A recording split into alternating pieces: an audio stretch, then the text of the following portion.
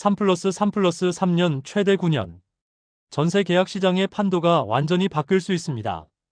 범여권 국회의원 10명이 주택임대차보호법의 내용을 개정 발의한 법안으로 시장에서는 나라 말아먹을 법이라고 난리인데요. 1800여 건의 댓글이 폭주하고 있는 이 법안, 과연 무엇이 문제일까요? 먼저 이번 주택임대차보호법 개정안의 핵심을 정리해드리겠습니다. 첫 번째, 계약기간이 대폭 늘어납니다. 현재는 2년 계약에 1회 갱신해서 최대 4년까지 살 수 있었는데요. 개정안은 3년 계약에 3년 플러스 3년 이외 갱신이 가능해서 최대 9년까지 거주가 가능하도록 발해했습니다. 두 번째, 전세 사기 방지 장치가 강화됩니다. 임차인의 대항력이 발생하는 시점이 전입신고일 다음날 0시가 아닌 당일 효력이 발생하도록 개정 발의했습니다. 이 하루 차이로 임차인이 전세 사기로 보증금을 잃어버리느냐 마느냐의 중요한 기준일이 되기 때문입니다. 악의적인 임대인이 전입신고 당일에 담보권을 설정해서 임차인의 대항력을 상실케 하는 수법으로 임차인의 피해가 속출하기 때문입니다. 해당 주택이 경매로 진행 시에도 임차인의 보증금을 안전하게 지켜주고 이러한 사기 수법을 원천 차단하겠다는 겁니다. 세 번째, 임대인 신상과 재정 상태를 깐깐하게 확인하고 공개한다는 겁니다. 현행 법상의 국세나 지방세납세 증명서 등 체납 사실 의무고지에다 임대인의 재정 건전성까지도 들여다보겠다는 거지요. 임차인이 계약 전에 임대인의 세금 체납과 더불어 재정 상태까지도 미리 알 수 있게 하게 한다는 겁니다. 네 번째, 전세 보증금도 시장 자율에 의한 가격 형성이 아닌 정해진 규정에 따라 받도록 한도를 두겠다는 겁니다. 산식을 보면 보증금과 선순위 채권에게 세금 체납액을 집값의 70% 이하로 전세 보증금을 강제로 묻겠다는 겁니다. 시행 첫 해는 80%까지 허용한다 하고 월세도 그 보증금으로 환산해서 계산하도록 했습니다. 다섯 번째, 임대차 계약을 등기까지도 할 수 있게 해서 임차인이 직접 경매까지 청구할 수 있도록 했습니다. 이 법안을 발의한 한창민 의원을 포함한 범여권 의원들은 이렇게 주장합니다. 전세 사기와 보증금 미반환 사태가 계속 반복되고 있다. 임차인의 주거 안정성을 높이고 피해를 예방해야 한다. 특히 무자본 갭투기로 바지 임대인을 여러 번 바꿔치기 하면서 보증금을 돌려주지 않는 사기 수법을 막을 수 있다는 겁니다.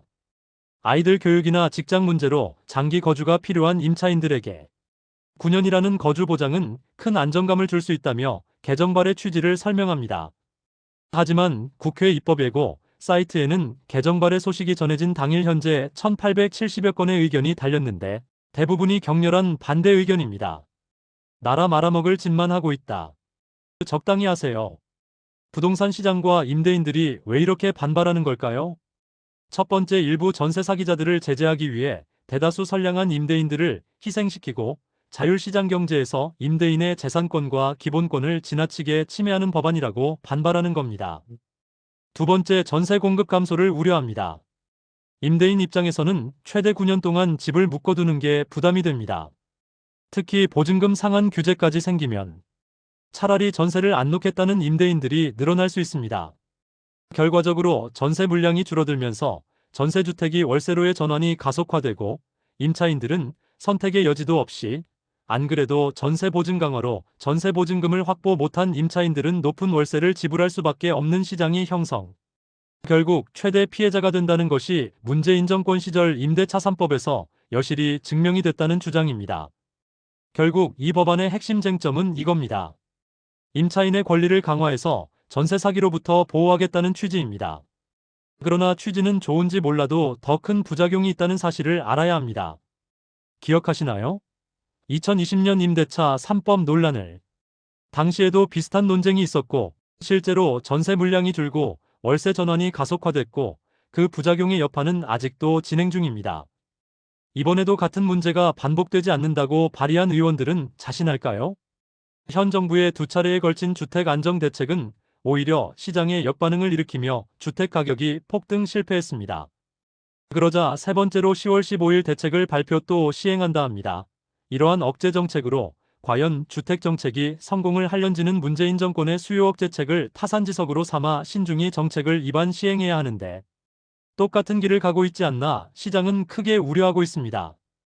이 법안은 현재 국회에 계류 중입니다.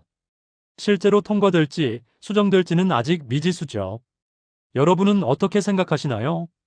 일부 전세 사기꾼들로부터 임차인 보호를 위해 선량한 대다수 임대인을 희생하며 이러한 법을 찬성하시나요? 아니면 수정 내지는 반대하나요? 전세를 살고 있는 임차인이든 전세를 놓고 있는 임대인이든 이 법안은 우리 모두의 삶에 직접적인 영향을 미칩니다. 댓글로 여러분의 의견도 들려주세요. 이 영상이 도움이 되셨다면 좋아요와 구독 부탁드립니다.